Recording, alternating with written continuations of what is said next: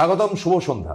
Institute of engineering and management, তাদের সম্পৃক্ত থাকা দুটি university, university of engineering and management Jaipur এবং অপরটি হচ্ছে কি আমাদের কলকাতার নিউ টাউন।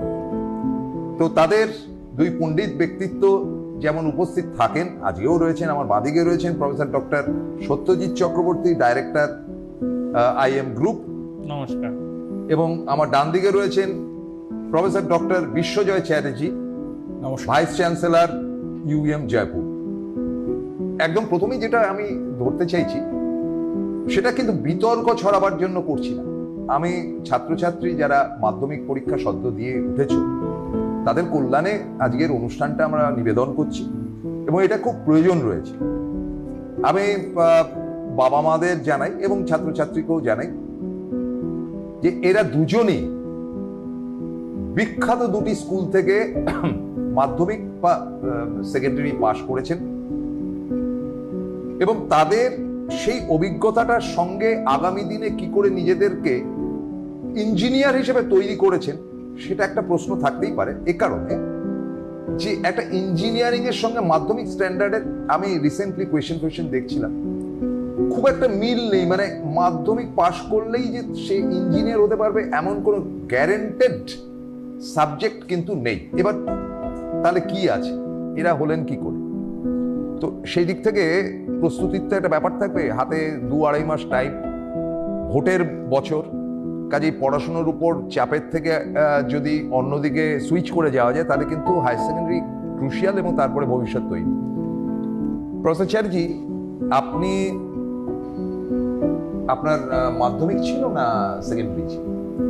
আমি মাধ্যমিক পরীক্ষা দিয়েছি 1996-এ ওয়েস্ট বেঙ্গল বোর্ড, তবে আমাদের ইংলিশ মিডিয়াম ছিল, কিন্তু ওয়েস্ট বেঙ্গল বোর্ড। সেটা কোথায়, কোন স্কুল? আমার সাউথ পয়েন্ট হাই স্কুল।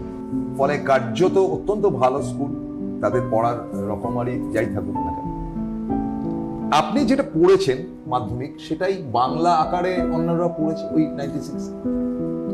এবার কথাটা হচ্ছে যে তার মধ্যে মাধ্যমিকের ফাইনালের সময় 96-এ আমি যতদূর জানি তখন ইংরেজি বাংলা না থাকলেও আপনার সেকেন্ড ল্যাঙ্গুয়েজ যা ছিল যেটা থাকুক, অঙ্ক, হিস্ট্রি, লাইফ সায়েন্স, তারপরে আপনার নর্মাল সায়েন্স যেটাকে বলে, এই ধরনের অনেকগুলো সাবজেক্ট ছিল। তার থেকে এক্সট্রাক্ট করে বেরিয়ে আসার যে ব্যাপারটা কি খুব সোজা ছিল? মানে এর থেকে কি ইঞ্জিনিয়ার হওয়া যায়? আজকে যারা মাধ্যমিক দিয়েছে তাদের কল্যাণে যদি একটু বল। হ্যাঁ, মানে দেখুন, মাধ্যমিকে যেগুলো পড়ানো হয় সেগুলো থেকে তো যে কোনো লাইনেই যাতে শিফট করা যায় সেইভাবেই সিলেবাস তৈরি হয়। হ্যাঁ, মানে ধরুন ফর এক্সাম্পল কেউ সায়েন্স পড়তে চাইছে, তাহলে সায়েন্স পড়ার জন্য যেটুকু মানে বেসিক লাগে সেই বেসিকটুকু মাধ্যমিকে পড়ানো হয়। আবার ধরুন কমার্স পড়তে গেলেও যে বেসিকটুকু লাগে সেই বেসিকটুকু কিন্তু মাধ্যমিকে পড়ানো হয়। সেই কারণেই দেখবেন মাধ্যমিক পড়ার পরে, মাধ্যমিকে ক্লাস 10 পাশ করার পরেই লোকে চুজ করে যে সে সায়েন্সে যাবে না কমার্সে যাবে না আর্টসে যাবে, কারণ সেইখানে গিয়ে সে বিশেষভাবে যে জিনিসগুলোকে পড়বে সেই জিনিসগুলোর বেসিকটুকু কিন্তু অলরেডি তাদের মাধ্যমিকে পড়ানো হয়েছে। ধরুন ফর এক্সাম্পল সে সায়েন্স নিল, সায়েন্সের মধ্যে তাকে ফিজিক্স পড়তে হবে, তাকে কেমিস্ট্রি পড়তে হবে, তাকে ম্যাথামেটিক্স পড়তে হবে। ম্যাথামেটিক্সের বেসিক তাতে পড়ানো হয়েছে, ফিজিক্সের বেসিক পড়ানো হয়েছে, এবং আমাদের বাকি যেটা দরকার কেমিস্ট্রি তারও বেসিক কিন্তু ক্লাস 10-এ পড়ানো হয়েছে। একইভাবে আপনি যদি আর্টসে ভাবেন, আর্টসে যে জিনিসগুলো পড়ানো হয় সেটা ইংলিশ ল্যাঙ্গুয়েজে হতে পারে, বেঙ্গলি ল্যাঙ্গুয়েজে হতে পারে, ল্যাঙ্গুয়েজেরও বেসিক আমরা সব কিছু শিখে তবে কিন্তু ক্লাস 10 পরীক্ষা দিতে যাচ্ছি। ফলে আমার মনে হয় মাধ্যমিকের যে সিলেবাসটা এটা খুবই সুন্দর, খুবই কম্প্রিহেন্সিভ, সব কিছুকে ইনক্লুড করে খুব সুন্দরভাবে বানানো, যাতে করে যে কোনো দিকে একটা ছেলে বা মেয়ে তারপর নিজেকে নিয়ে যেতে পারে আমার মনে হয়। এবার এখান থেকে আপনার চলার পর ধরুন আপনি বললেন ফিজিক্সটা ফিজিক্যাল সায়েন্স, যেটা আর কি ফিজিক্যাল সায়েন্সের মধ্যে কেমিস্ট্রিও বোঝা রয়েছে, ফিজিক্সও। ঠিক, it's very tough some extent. আমি মানে আমার দিক থেকে আমি আপনার মতো পণ্ডিত নই বলে বলছি। এখন ব্যাপার হলো যে শুধু সেখানে আর্কিমিডিস ল পড়লে তো আর ফিজিক্সের মধ্যে ঢোকা যাবে না, কারণ ও যেই মুহূর্তে হায়ার সেকেন্ডারিতে ঢুকবে তার মধ্যে থিওরি থাকবে কম, অঙ্ক থাকবে বেশি। ফলে সেটা কতটা টাফ হচ্ছে বা আপনি কি করে ম্যানেজ করবেন? মানে আপনি আপনার বুদ্ধি বা মেধা দিয়ে যদি ডেমনস্ট্রেট করতে থাকেন তাহলে বিপজ্জনক, কারণ সেটা এক্সট্রাঅর্ডিনারি। কিন্তু সাধারণ ছাত্রছাত্রীর উদ্দেশ্যে যেটা বলবো, কারণ তারা আগামী দিনে UEM-এ ভর্তি হতে চায়, দেখুন, এইভাবে তো যুগ যুগ ধরে চলে এসছে, মানে এবং সেটা তো খুবই মানে proven that's a good way. এখন আমরা বিভিন্ন রকম কথা বলি, বিভিন্ন রকম আমরা জিনিস ডিসকাস করি যে এটা কঠিন হয়ে যাচ্ছে, ওটা কঠিন হয়ে যাচ্ছে, বা এরকম পড়ার টেকনিক হওয়া উচিত, নতুন নতুন টেকনিক আবিষ্কার হচ্ছে, সেগুলো খুব ভালো কথা। কিন্তু এই মেথডে তো যুগ যুগ ধরে হয়ে এসছে। ধরুন, যে ছেলে মেয়েটা ক্লাস 10-এ আজকে মাধ্যমিক পড়েছে, তারপর সেখান থেকে যখন ডিটেলসে যাচ্ছে, ফিজিক্স কেমিস্ট্রি ভাগ হয়ে পড়ছে, আমার তো মনে হয় মাধ্যমিকে যে বেসিকগুলো পড়ে এসছে সেই বেসিক থেকে শুরু করে ফিজিক্স কেমিস্ট্রির ওই ডিটেলসগুলোয় যাওয়া সম্ভব আমার মনে হয়, এবং সেইভাবেই যুগ যুগ ধরে চলে এসছে। ফলে এটা আমি জানি না, এটা তো ডিফিকাল্ট হওয়ার কথা নয়। আমার মনে হয় আমরা ভালোই মাধ্যমিকে সব কিছু কভার করি যাতে করে সে গিয়ে 11-12 ভালো করতে পারে। কিন্তু একটা ব্যাপার আছে এখানে, দেখুন, আমরা অনেক সময় এরকম মনে করি হয়তো যে 10-এর যেটা পড়ছি তার চেয়ে 12-এর পড়াটা বেশি গুরুত্বপূর্ণ, এরকম আমরা অনেক সময় ভেবে থাকি। কিন্তু একটা জিনিস বুঝতে হবে যে বেসিক কিন্তু ক্লাস 10-এই তৈরি হয়ে যায়। যদি আজকে আমার বেসিকটা খারাপ থাকে, ক্লাস 10-এ আমার পরীক্ষা ভালো না হয়, আমি যদি ভালো করে শিখে না যাই, ভালো মার্কসের কথা বলবো না, ভালো করে শিখে না যাই, তাহলে কিন্তু 11-12-এ গিয়ে আমার যদি বেসিকটা স্ট্রং না থাকে, তাহলে 11-12-এ যেগুলো আছে সেগুলো আমার কাছে ভীষণ কঠিন লাগবে, এবং সেই ডিফিকাল্টি নিয়ে আমাকে সারা জীবন চলতে হবে। কোনোদিনই সেটা আমার কাছে ক্লিয়ার হবে না। আমাকে আমার বেসিকটা ক্লিয়ার করতেই হবে। মানে ধরুন, আজকে যখন আমি ট্রিগনোমেট্রি পড়ছি, আমি কথার কথা বলছি, আমি ট্রিগনোমেট্রি পড়ছি, সেখানে সাইন থিটা, কস থিটা এগুলো মানে কি, এগুলো যদি আমি ভালো করে শিখি, তাহলে 11-12-এ গিয়ে আমাকে ট্রায়াঙ্গেল নিয়ে যে কোনো ইঞ্জিনিয়ারিং ফিজিক্স, বা ইঞ্জিনিয়ারিং পড়ার সময় যদি ইঞ্জিনিয়ারিং ফিজিক্স বা 11-12-এ যেগুলো ফিজিক্স আমাকে সলভ করতে হবে, সেইগুলো কিন্তু আমি অনেক বেটার করতে পারবো যদি আমার ওই basic sine theta, cos theta ওগুলো সব ক্লিয়ার থাকে। এবং সেখানে তখন ওই অঙ্কগুলো যদি আমি ভালো করে করে এসে থাকি, তাহলে আজকে গিয়ে আমার ইঞ্জিনিয়ারিং ফিজিক্সে বা নর্মাল 11-12-এ ফিজিক্স পড়তে কখনোই অসুবিধা হবে না। মানে বেসিক্সটা আমার ক্লিয়ার থাকতে হবে। তাই আমি মনে করি যে এই মাধ্যমিক পরীক্ষাটা খুবই গুরুত্বপূর্ণ পরীক্ষা। এবং ওয়েস্ট বেঙ্গল বোর্ডেও আমরা যেভাবে পড়ানো হতো আমাদের সময়, অ্যাটলিস্ট আমি ওয়েস্ট বেঙ্গল বোর্ডটাই দেখেছি, আমি আইসিএসসি বা সিবিএসসিতে ছিলাম না, আমি আগেই বললাম, আমি ওয়েস্ট বেঙ্গল বোর্ডে ইংলিশ মিডিয়ামে পড়েছি। যদিও আমার স্কুলে এখন সিবিএসসি বোর্ডে পড়ানো হয়, কিন্তু আমাদের ওই ওয়েস্ট বেঙ্গল বোর্ডে যে সিলেবাসটা ছিল সেটা এতটাই ডিটেল এবং ডিটেলসের দিকে এত বেশিভাবে মানে নজর দেওয়া হতো যে আমাদের পক্ষে কিন্তু কাজটা অনেক ইজি হয়েছে। অন দ্য কন্ট্রারি, আমি জানি না আইসিএসসিতে সিবিএসসিতে আমি শুনেছি যে অনেক অবজেক্টিভ ওরিয়েন্টেড কোয়েশ্চেন হয়, কিন্তু আমাদের কিন্তু একদম ডিটেল, মানে একদম সাবজেক্টিভ কোয়েশ্চেন হতো, বড় বড় লিখতে হতো, মানে টপিকটা না বুঝলে সেটাকে লেখা খুব ডিফিকাল্ট হতো। ফলে সেখান থেকে আমার তো অন্তত 11-12 করতে অসুবিধা হয়নি। বা আমি আমার অনেক বন্ধুদেরও দেখেছি, অনেকে যারা মানে আপনি দেখুন দুরকমই আছে। আমার অনেক বন্ধু আছে যারা মানে দুর্দান্ত ছিল এবং তারা জীবনে সত্যি দুর্দান্ত প্রমাণিত হয়েছে। আবার অনেক বন্ধু এরকমও ছিল যারা মানে পড়াশোনা অত সহজে করে উঠতে পারতো না। আমি কিন্তু দুই দলকেই দেখেছি যে 11-10-এ তারা আমাদের যে সিলেবাসটা কভার করেছে ওয়েস্ট বেঙ্গল বোর্ডে, তারপরে কিন্তু 11-12-এ পড়াশোনা করতে তাদের কখনোই কোনো অসুবিধা হয়নি, because it use to cover everything. এবার স্যার আপনার কাছে চলে আসি। আপনি পড়েছেন সিবিএসসি এবং ভারতীয় বিদ্যা ভবনে, এবং একটা ব্যাপার যেটা আমি জানি না আপনাদের সময় কি কোর্স ছিল বা এখন কি, যতটুকু শুনেছি যে ফিজিক্সের মতন একটা বই থাকতো, কেমিস্ট্রির একটা বই থাকতো, ঠিকই শুনেছি, এগুলো পার্ট করে ভেঙে দেওয়া ছিল, যেটা আমাদের মাধ্যমিকে হয়নি, যার জন্য মাধ্যমিক একটু টাফই ছিল, বলতে নেই যে একটু কড়াই ছিল কিন্তু মাধ্যমিক, কিন্তু সেগুলোকে পার্ট করে ভেঙে দেওয়াতে যে অ্যাডভান্টেজ আপনার দিক থেকে যদি একটু বলেন। হ্যাঁ, দেখুন, আমি সিবিএসসি বোর্ডে ক্লাস 10 এবং 12 দিয়েছি, এবং আমি ভারতীয় বিদ্যা ভবন সল্টলেকের প্রোডাক্ট। আমি যেটা বলতে পারি যে সিবিএসসি বোর্ডের সিলেবাসটা ন্যাশনাল এন্ট্রান্স এক্সামিনেশনগুলোর সাথে অ্যালাইন্ড, তো সেটা একটা খুব ভালো অ্যাডভান্টেজ সিবিএসসি বোর্ডের ছেলেমেয়েরা পায়, যার জন্য সিবিএসসি বোর্ডটা এখন এত পপুলার হয়ে গেছে। তবে এটাও ঠিক যে মানে আমাদের স্কুল, মানে আমি তো very satisfied with our school ভারতীয় বিদ্যা ভবন সল্টলেক। আর আমরা যেটা পেয়েছিলাম সেটা হচ্ছে খুব ডেডিকেটেড টিচার্স আমরা পেয়েছিলাম, যারা আমাদের খুব ভালোবাসতো, এনকারেজ করতো। আর আমরা যেটা পেয়েছিলাম যে একটা মধ্যবিত্ত এনভায়রনমেন্ট, যেখানে সবাই খুব কম্পিটিটিভ ছিল। তো সুতরাং এই যে কম্পিটিটিভনেসটা, এটা কিন্তু আমাদেরকে অনেক দূরে প্রপেল করেছে, অনেক মানে ইঞ্জিন জোগাড় করে দিয়েছে, যে আমরা ফিজিক্সে ইরোডোভ বলে একজন খুব ফেমাস রাশিয়ান অথর আছে, খুব কঠিন কঠিন অঙ্ক দেয় এবং সেই অঙ্কগুলো আইআইটি জেইতে আসতো।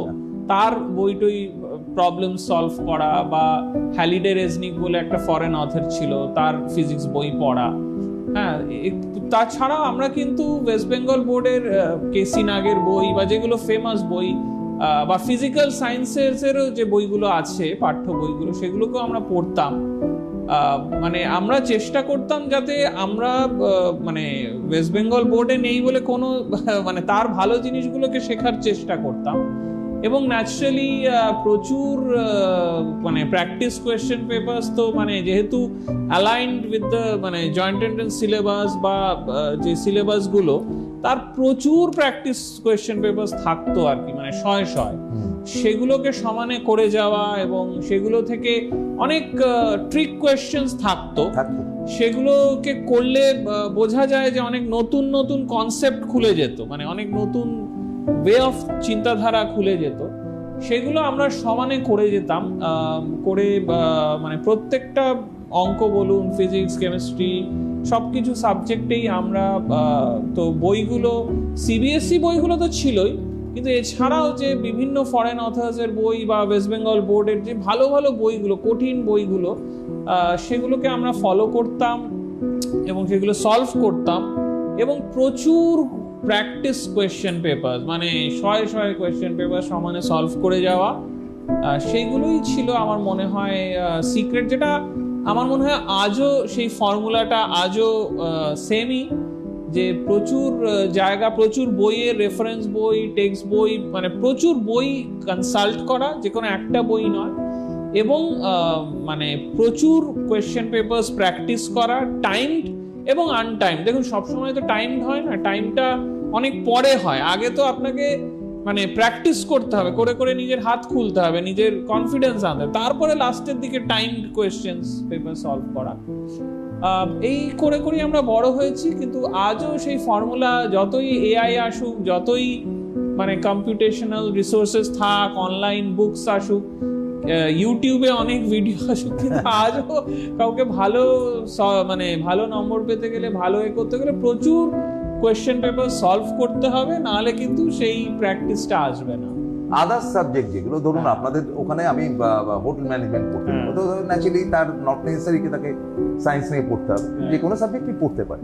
সেগুলো আপনি যেমন আপনার বিজ্ঞানের দিকটা বললেন, ফিজিক্যাল সায়েন্স অ্যান্ড লাইফ সায়েন্সের, রাইট, তো সেরকম, বা কম্পিউটার ছিল, তো সেই দিকটা থেকে মানে আদার সাইডের সাবজেক্টগুলো আপনাকে পড়তে হয়েছে ক্লাস 10 অবধি, সেগুলো কি খুব ম্যাচিওর মানে ফর ক্লাস 11-12?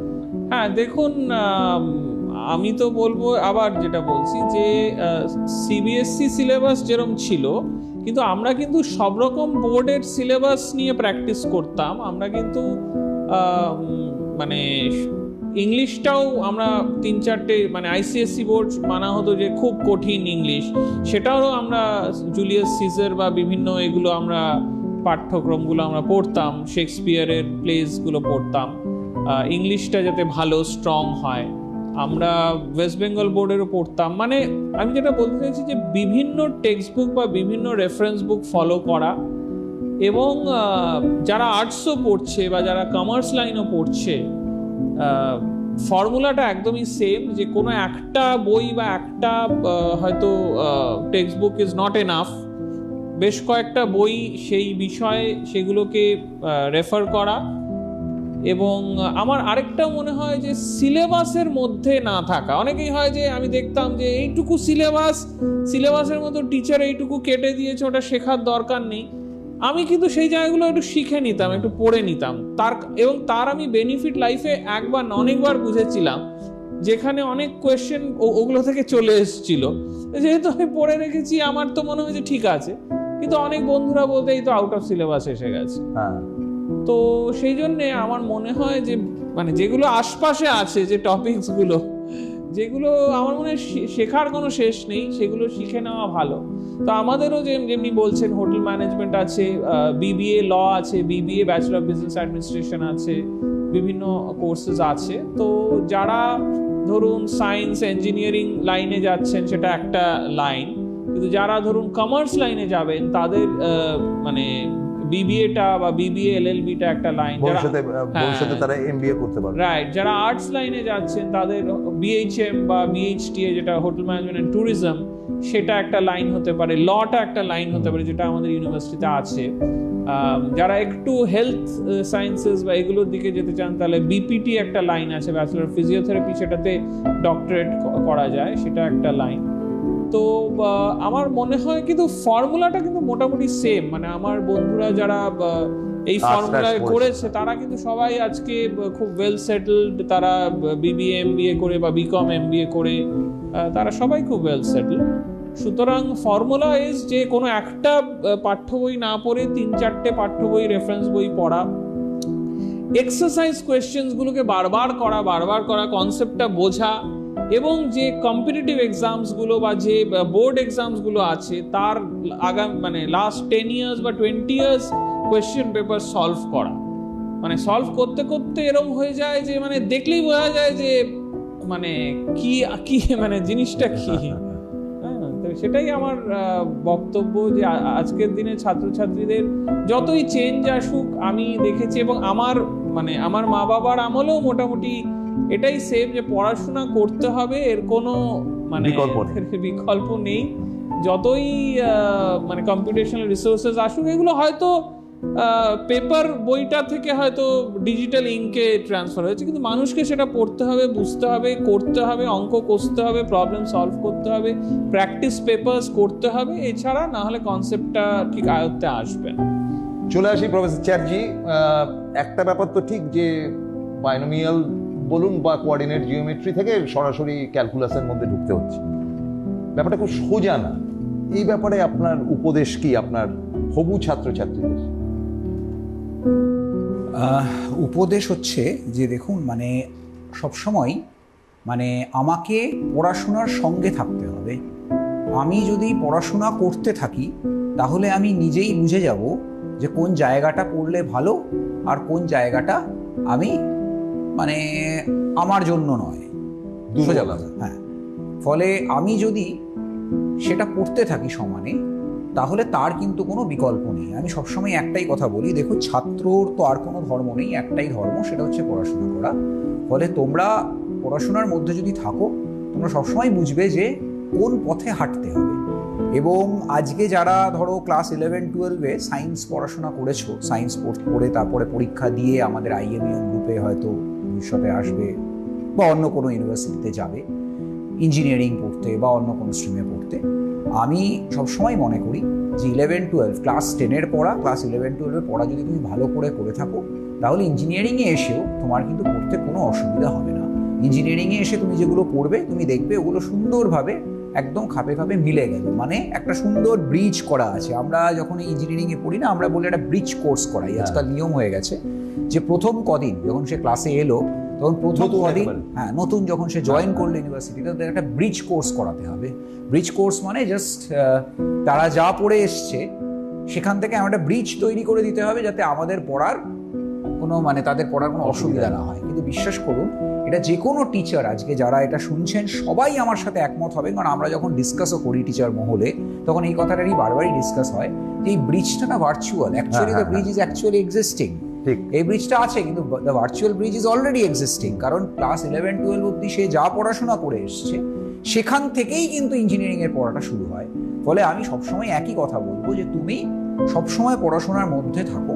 আমি বলছি না তোমাকে 24 ঘন্টা পড়াশোনা করতে হবে, সব কিছু করতে হবে, ডেফিনেটলি খেলাধুলাও করতে হবে, কম্পিউটার গেমসও মাঝে মাঝে খেলতে হবে, নো ডাউট অ্যাবাউট ইট। ইউটিউবে যেমন তুমি মাঝে মাঝে ভিডিওস দেখো, নিশ্চয়ই দেখবে, সেটা ছাড়া আজকের দিনে তো চলা যায় না বা চলা সম্ভব নয়, সেগুলো তুমি নিশ্চয়ই করবে। কিন্তু সঙ্গে পড়াশোনাটা করে যেতে হবে যাতে করে তুমি যখনই যে লাইনেই যাও না কেন, যাই পড়ো না কেন, তুমি দেখবে ওই যে বললাম bridge, the virtual bridge is actually existing, ওইটা অলরেডি রয়েছে, তোমার কোনো অসুবিধাই হবে না তুমি যেই লাইনেই যাও।